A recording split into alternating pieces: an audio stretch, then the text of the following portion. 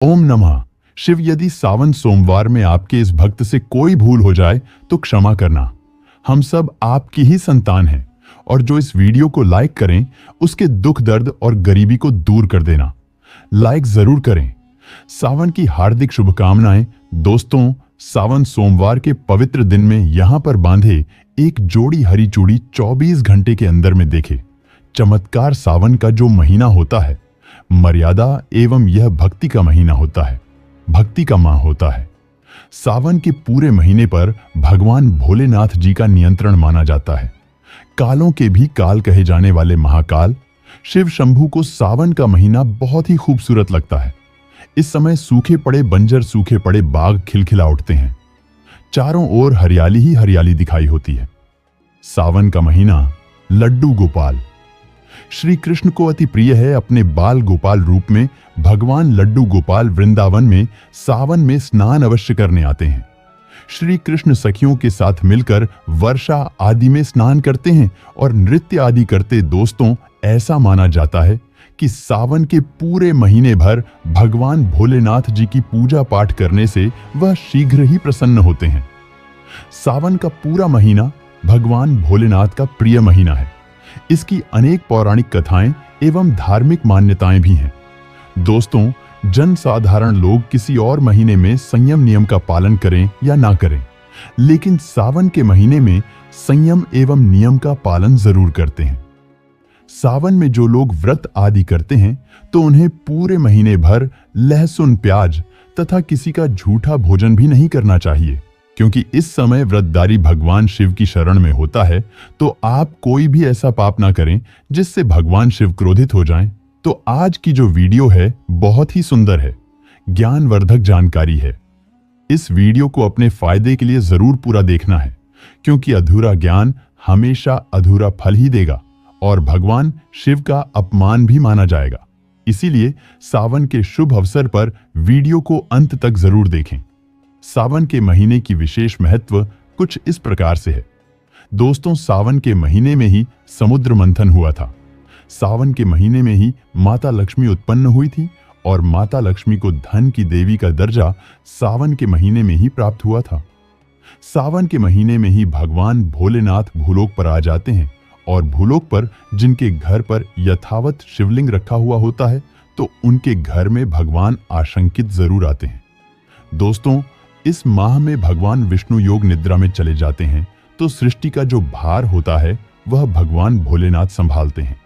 तो आज की जो वीडियो का विषय है बहुत ही सुंदर है कि इस वृक्ष पर बांधे 2 जोड़ा हरी चूड़ी आपकी हर इच्छा शीघ्र ही पूर्ण होगी। और इस वृक्ष पर सावन में अगर हरी चूड़ी बांधते हैं तो आपकी सभी मनोकामना शीघ्र ही पूर्ण होगी ही होगी और आपका आने वाला समय भी सुगमता पूर्वक से गुजरेगा और कैसी भी आपके जीवन में जो परेशानी चल रही हो वह परेशानी भी समाप्त हो जाएगी। अच्छी चूड़ी सभी समुदाय के लोग पहनते हैं। हिंदू, मुस्लिम, सिख, ईसाई सभी लोग अपने हाथों में चूड़ियां अवश्य धारण करते हैं। कोई इसे बैंगल्स बोलता है तो कोई इसे करें तो कोई इसे चूड़ी आदि बोलता है, लेकिन चूड़ी का महत्व सर्वप्रिय है। देवी देवताओं को अति आकर्षित करने वाली चूड़ियां मानी जाती हैं, खासकर माता रानी जो महिला चूड़ी पहनकर। दोस्तों, अगर आप भी भोलेनाथ के सच्चे भक्त हैं तो कमेंट बॉक्स में ओम नमः शिवाय जरूर लिखना और अगर आप भोलेनाथ से प्यार करते हैं तो एक लाइक जरूर करेंगे। दोस्तों, भगवान भोलेनाथ जी को यह 3 वृक्ष अत्यंत प्रिय है और इस वृक्ष की पूजा करने से शिव पूजा करने का ही फल प्राप्त होता है। दोस्तों, इस वृक्ष के बारे में शास्त्रों में यह भी कहा जाता है कि मनुष्य जाति के जन्म कल्याण के लिए स्वयं भगवान भोलेनाथ एवं माता पार्वती इन वृक्षों के रूप में भूलोक पर अवतरित हुए थे, अर्थात भूलोक पर जन्म लिया था। तो आइए इस वीडियो में जानते हैं। सावन में हरी चूड़ी का महत्व। दोस्तों, हरा रंग सौभाग्य एवं उल्लास का प्रतीक माना जाता है, जो मन को शीघ्र ही आनंदित करता है। हरा रंग प्रकृति का वह स्वरूप है। हरा रंग प्रकृति का स्वरूप माना जाता है और माता पार्वती भी प्रकृति है एवं भोलेनाथ को पुरुष माना जाता है। दोस्तों, हरे रंग का उदाहरण कुछ इस प्रकार से है, जैसे सावन में भगवान शिव जी को चढ़ाए जाने वाले बेलपत्र, धतुरा भांग एवं दूब हरे रंग की होती है। दोस्तों, प्रकृति निर्माण करने वाले भगवान भोलेनाथ हरे रंग से अति शीघ्र ही प्रसन्न होते हैं। सावन में जो महिला हरे रंग की चूड़ी पहनती है, हरे वस्त्र धारण करती है, उन्हें अखंड सौभाग्य की प्राप्ति होती है। दोस्तों, इसलिए कहा जाता है, जितनी भी माताएं बहनें हैं, उन्हें पूरे सावन के महीने में हरे रंग की चूड़ी जरूर पहननी चाहिए, हरे वस्त्र जरूर धारण करने चाहिए। सावन के महीने में जो माताएं बहनें भगवान भोलेनाथ की पूजा करती हैं, शिव की पूजा करती है, ऐसी माता बहनों को हरे रंग के वस्त्र धारण करने चाहिए और भूलकर भी सावन के महीने में नीले और काले वस्त्र किसी भी महिला को कदापि नहीं पहनने चाहिए। ऐसा माना जाता है कि इस रंग के कपड़े पहनने से महिला के पति पर कष्ट आते हैं और उनके पति की आयु कम हो जाती है। तो दोस्तों, इस वृक्ष पर किसी भी सावन सोमवार के दिन या सावन में किसी भी समय जरूर बांधे। हरी चूड़ी दुर्भाग्य आपका सौभाग्य में बदल जाएगा। भी आपके ऊपर परेशानी हो, गरीबी हो, कष्ट हो, कर्ज हो, तकलीफ हो, जीवन में जो परेशानी हो, वह सारी समस्याएं समाप्त हो जाएंगी। दोस्तों, केवल एक ही सोमवार के दिन अगर आप ये उपाय करते हैं, हरी चूड़ी इस वृक्ष पर बांधते हैं, तो आपके जन्म जन्मांतर की गरीबी भी मिट जाती है और शीघ्र ही आपके एक ही सोमवार के दिन यह उपाय करने से मनोकामना पूर्ण होगी। तो दोस्तों, वह वृक्ष कौन से हैं? आइए जानते हैं। प्रथम वृक्ष है शमी का वृक्ष। शमी के वृक्ष के बारे में ध्यान से सुनिए। तो शम का वृक्ष माता पार्वती का एवं भगवान भोलेनाथ जी का मिश्रित स्वरूप कहा जाता है। इसलिए दोस्तों, शमी के वृक्ष को उमा महेश्वर वृक्ष भी कहा जाता है। पूरे सावन भर शमी के वृक्ष पर माता पार्वती एवं भगवान भोलेनाथ जी का वास माना जाता है। सावन के महीने में गोदली बेला पर प्रदोष काल के समय, अर्थात दोस्तों, जब ना ही दिन हो और ना ही रात, अर्थात संध्या काल के समय, तो इस वृक्ष को संध्या काल के समय में, गोधूली बेला में या फिर प्रदोष समय में इस वृक्ष को छूने से पाप, दोष, कष्ट एवं परेशानी केवल सावन के महीने में छूने मात्र से समाप्त हो जाती है। दोस्तों, सावन के पवित्र महीने में अगर शमी वृक्ष की जड़ पर कच्चा दूध डाला जाए तो भगवान शिव शीघ्र ही प्रसन्न होते हैं एवं माता पार्वती का ढेर सारा आशीर्वाद प्राप्त होता है। दोस्तों, शम के वृक्ष का महत्व कुछ इस प्रकार से है। भगवान राम रावण पर आक्रमण करने के पूर्व भगवान राम ने शमी वृक्ष की पूजा की थी और पांडवों ने अपने दिव्य हथियार भी शमी के वृक्ष के नीचे में दबाए थे। शमी का वृक्ष जिस घर में लगा होता है, उस घर का कल्याण हो जाता है और उस घर में सभी प्रकार के भौतिक सुखवास माना जाता है।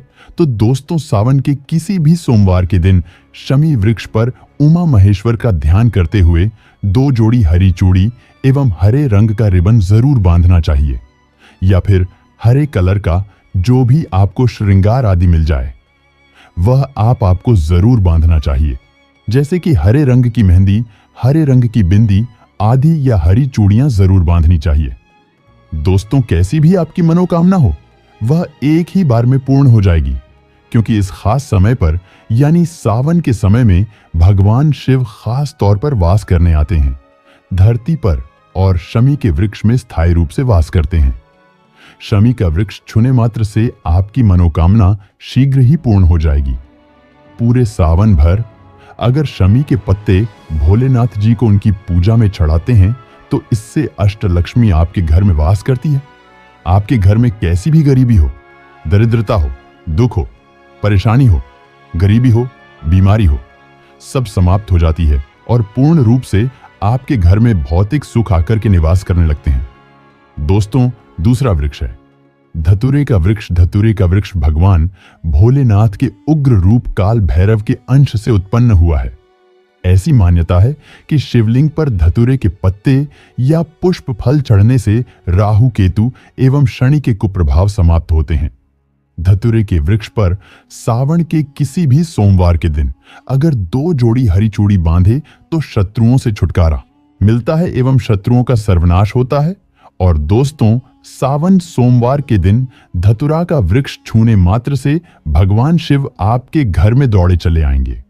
दोस्तों, अगर सावन के किसी भी शनिवार के दिन धतुरा के वृक्ष पर बाबा काल भैरव का ध्यान करते हुए हरी चूड़ी अगर बांधी जाए तो घर से भूत प्रेत बाधाएं सब नष्ट हो जाती हैं, भस्म हो जाती है। एवं छोटे से धतुरे की जड़ अगर घर के किसी भी कोने में छुपा दी जाए या घर में जमीन में गाड़ दी जाए तो भूत प्रेत इत्यादि का वास घर में कभी नहीं होता है। घर से सभी बाधाएं शिव के वास होने से भाग जाती हैं। दोस्तों, जो तीसरा वृक्ष है वह है बेल का वृक्ष। अगर भगवान शिव को बेलपत्र ना चढ़ाए जाए तो सावन का व्रत अधूरा माना जाता है और बिना पत्र चढ़ाए ही शिवलिंग पर जल भी व्यर्थ हो जाता है। इसीलिए जब भी आप भगवान शिव पर बेलपत्र चढ़ाए तो 5 बेलपत्रों पर उसके ऊपर में श्री राम अवश्य लिखें। इससे भगवान शिव जल्दी और अत्यंत प्रसन्न हो जाते हैं। दोस्तों, सावन में बेल वृक्ष छूने से कई तीर्थों का लाभ मिलता है। सावन में इस वृक्ष को क्यों छूना जरूरी है, आइए जानते हैं। बेल वृक्ष की महिमा को बेल का वृक्ष, मैं आप लोगों को कई बार कई कथा में बता चुका हूं कि यह जो बेल का वृक्ष है माता पार्वती के स्वरूप कहा गया है, तो यह वृक्ष माता पार्वती के पसीने से उत्पन्न हुआ है। स्कंद पुराण में बहुत ही स्पष्ट तरीके से बताया गया है। इसके पत्ते में शिव और डाली में पार्वती, जड़ में ब्रह्मा एवं तन में विष्णु जी स्वयं रहते हैं। संध्या काल में ऐसा माना जाता है कि शिव मंदिर के समीप में जो बेल के वृक्ष है, इसके नीचे में अगर कोई भी व्यक्ति सावन में शाम के समय, वैसे तो इसे डेली जलाना चाहिए, लेकिन अगर सावन के पावन दिनों में शाम के समय अगर भगवान शंकर जी का कोई भी शिव मंदिर है तो उसके किनारे में जो कोई बेल का वृक्ष हो वहां पर बिल्कुल आप एक घी का दीपक जला दीजिए। इसे बहुत ही उत्तम कहा गया है। वैसे अगर आप घी का दीपक जलाते हैं तो आपको धन गुण एवं परम शिव भक्त की प्राप्ति होती है। दोस्तों, इस वृक्ष को छूने से पाप तत्काल नष्ट हो जाते हैं। कैसा भी आपके जीवन में पाप हो दूर हो जाता है तो आपको करना क्या है, देखिए। जो बेल का वृक्ष है इसे बहुत ही उत्तम कहा गया है।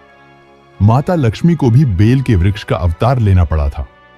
एक कथा के अनुसार इसके बारे में मैं एक कथा भी बता दूंगा कि क्यों माता लक्ष्मी को बेल के रूप में बेल के वृक्ष में अवतरित होना पड़ा था। मैं इसके बारे में भी एक कथा भी आपको बता दूंगा, तो आपको सावन के पवित्र दिनों में बेल के वृक्ष के नीचे हो सके तो घी का दीपक जरूर जलागा। घी का दीपक बहुत ही उत्तम कहा गया है।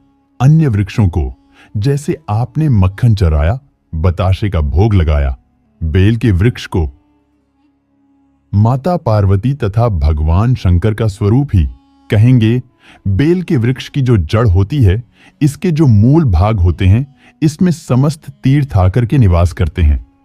इसीलिए सावन के महीने में कहा जाता है, जो लोग अगर तीर्थ धाम नहीं जा सकते, तीर्थों के दर्शन नहीं कर पाते, तो ऐसे व्यक्ति बेल वृक्ष के नीचे में 1 महीने तक घी का दीपक जला लेते हैं तो संपूर्ण जितने भी तीर्थ होते हैं, इसके घूमने का बराबर पुण्य की प्राप्ति होती है। मैं इसलिए सारी जानकारी, गुप्त रहस्य जानकारी बताता हूं, जिससे आप सभी दर्शकों को कल्याण हो, दर्शकों की बिल्कुल ही आध्यात्मिक उन्नति हो। सभी को धन की जरूरत नहीं होती, किसी को पुण्य की प्राप्ति की जरूरत होती है। कोई आध्यात्मिक उन्नति करना चाहते हैं, इसीलिए इस प्रकार के छोटे छोटे गुण भरे रहस्य जानकारी वीडियो में बता देता हूं। दोस्तों, अब करना क्या है? सावन के शुभ मंगल दिनों में इस वृक्ष को छूना है। माता पार्वती से प्रार्थना लगानी है कि हे माता पार्वती, आप ही शक्ति स्वरूपा है, लक्ष्मी है, धन की देवी है, आप ही संसार को चलाने वाली देवी है। इस प्रकार से प्रार्थना करते हुए इस वृक्ष को छूना है और बोलना है, मेरी गरीबी मिटाए माता, मेरी निर्धनता को मिटाए, मेरे जीवन में चल रही परेशानियां, सारी परेशानियों को दूर करें। इस प्रकार प्रार्थना करते हुए आपको एक कपूर और एक लौंग को भी जला देना है और एक काम जरूर करना है। जलाने के बाद इस वृक्ष को आपको बोलना है कि मैं भोग स्वरूप आपको धतूरे के पत्ते एवं धतूरे के फल समर्पित कर रहा हूं। आप स्वीकार करें। दोस्तों, इस वृक्ष की जड़ के नीचे में भी आपको धतूरे के फल एवं पुष्प को पुष्प है तो पुष्प भी रख सकते हैं, फिर पत्ते रख दीजिए और अब वृक्ष आपको छूना है, प्रार्थना करते हुए कि हमारी गरीबी मिटाए, हमारी निर्धनता मिटाए, बिल्कुल ही आपके जीवन में कभी गरीबी नहीं आएगी। और एक प्रार्थना जरूर करना है। किसी की हाय लग गई हो, बद्दुआ लग गई हो, किसी का दोष लगा हो, जिसके कारण हमारी आध्यात्मिक उन्नति नहीं हो पा रही हो, तो आप जो है हाय बद्दुआ एवं किसी का दोष लगा हो उसे तुरंत दूर करें। शनि राहु केतु का अगर दुष्ट प्रभाव लग रहा हो, नवग्रहों में से कोई नवग्रह हमें पीड़ित कर रहा हो, या फिर किसी भी हमारे पूर्वजों द्वारा किसी भी प्रकार का हमें पितृदोष लगा हो, क्योंकि पितृदोष लगने के कारण व्यक्ति की आत्मिक उन्नति भी नहीं हो पाती, तो आप बोलना कि समस्त प्रकार के दोषों को आप दूर करें, अपने अंदर में खींच लीजिए और आप हमें दोष मुक्त कर दीजिए। तो इस प्रकार से आपको यह प्रार्थना करनी है। और एक काम आपको जरूर करना चाहिए।